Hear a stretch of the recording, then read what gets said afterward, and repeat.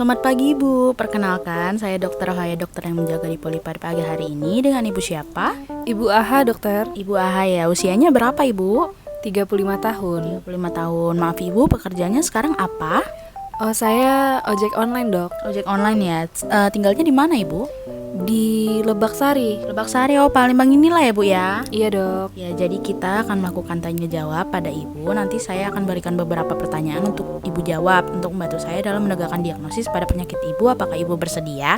Bersedia. Bersedia ya. Jadi keluhannya apa Bu? Jadi mata saya ini, dok, merah, dokter. Saya rasa kayaknya semakin luas deh merahnya, dok. Oh, merah, mata merah ya. Itu pertama kali munculnya kapan? Sekitar 2 tahun yang lalu, dokter. Tahun lalu ya. Berarti makin luas ya. Berapa lama udah makin luasnya itu Ibu kira-kira? 6 bulan inilah, dok, semakin luas. Oke, 6 bulan ini ya makin luas. Ada gatal? Ada, dokter. Kalau rasa mengganjal ada nggak? Ada juga, dok. Ada pandangannya terasa buram nggak dari yang sebelumnya? Enggak sih, dok. Kalau buram enggak. Enggak ya. Kalau buka tutup mata ada masalah nggak? Enggak ada masalah, dok. Masih bisa. Masih bisa ya. Ada silau nggak ngelihatnya? Enggak ada, dok, kalau silau. Oh, pandangan jadi ganda nggak ada ya? Enggak ada, dok. Ada kotoran mata nggak ada? Enggak ada, dok. Ada. Kan Ibu biasanya kerja emang kena sinar matahari dan debu ya Bu ya?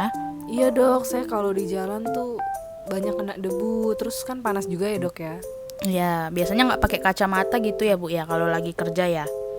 Iya, dokter, biasanya saya cuma pakai helm aja. Oke, udah pernah diobati Bu sebelumnya?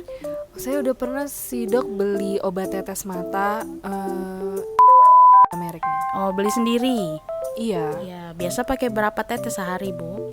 2 tetes 3 kali sehari, dokter. Kali sehari. Mata kanan aja ya ini Bu ya? Kalau kirinya nggak ada masalah? Nggak ada, dok, cuman mata kanan aja.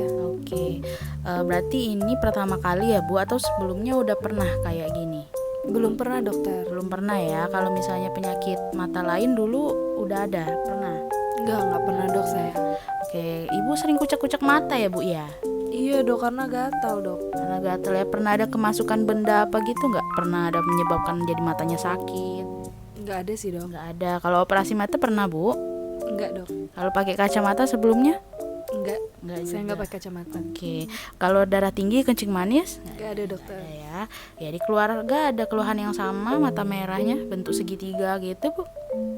Ada sih, dok, ayah saya. Ayah Ibu ya. Ya jadi oke. Untuk tanya jawabnya sudah selesai. Selanjutnya akan dilakukan pemeriksaan pada mata Ibu untuk membantu dalam menegakkan diagnosis pada Ibu. Ibu bersedia ya Bu ya? Ya, bersedia, dokter. Mari Bu. Selanjutnya dilakukan pemeriksaan fisik. Pada status generalis didapatkan dalam batas normal.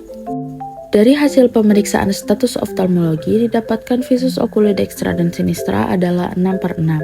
Dari hasil pemeriksaan tekanan intraokular didapatkan tekanan intraokular oculi dextra adalah 12,4 mm raksa, sedangkan tekanan intraokular oculi sinistra adalah 11,5 mm raksa.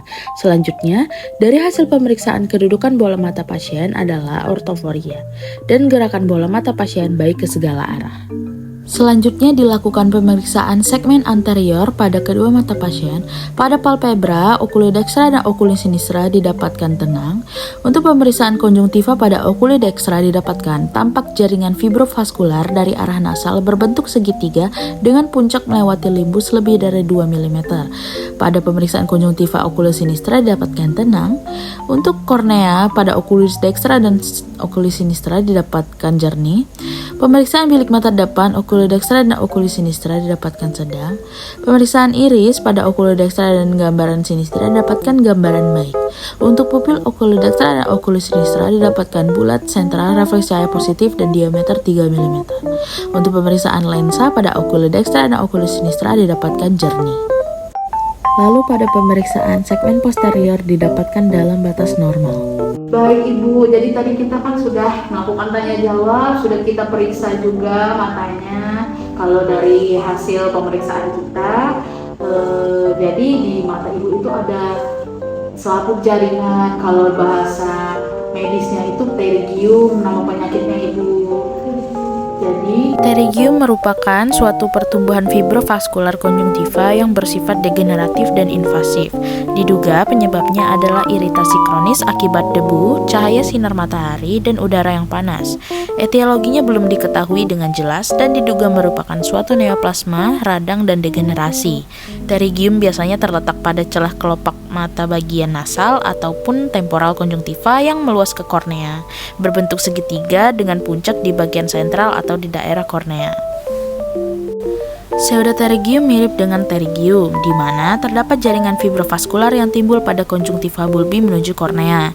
Berbeda dengan pterygium, pseudopterygium adalah akibat inflamasi permukaan okular sebelumnya seperti karena trauma kimia, trauma bedah, atau karena ulkus perifer kornea. Pseudopterygium paling sering terjadi akibat luka kornea. Untuk membedakan pterygium dan pseudopterygium dapat dilakukan tes sondase di mana hasil positif jika probing menggunakan muscle hook dapat melewati bagian bawah selaput. Ini terjadi pada pseudopterygium, sedangkan hasil negatif jika probing menggunakan muscle hook tidak dapat melewati bagian bawah selaput, terjadi pada pterygium. Pingacula adalah nodul kuning pada kornea di daerah apertura palpebra, lebih banyak di sisi nasal, jarang tumbuh besar namun sering meradang sehingga dapat menyebabkan keluhan mata merah apabila terjadi iritasi. Akan tetapi, diagnosis banding pingacula ini dapat disingkirkan karena selaput yang tumbuh pada konjungtiva itu tidak berbentuk seperti nodul berwarna kuning.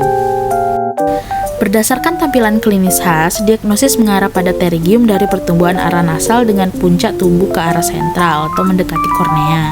Untuk menentukan derajat pertumbuhan pterygium dapat dibagi menjadi 4 berdasarkan bagian kornea yang tertutup oleh pertumbuhan pterygium, yaitu grade 1, pterygium terbatas pada tepi limbus. Grade 2, pterygium sudah melewati limbus. Grade 3, pterygium sudah melebihi derajat 2 tetapi tidak melewati pinggiran pupil mata dalam keadaan cahaya normal. Grade 4, pterygium sudah melewati pupil sehingga mengganggu penglihatan.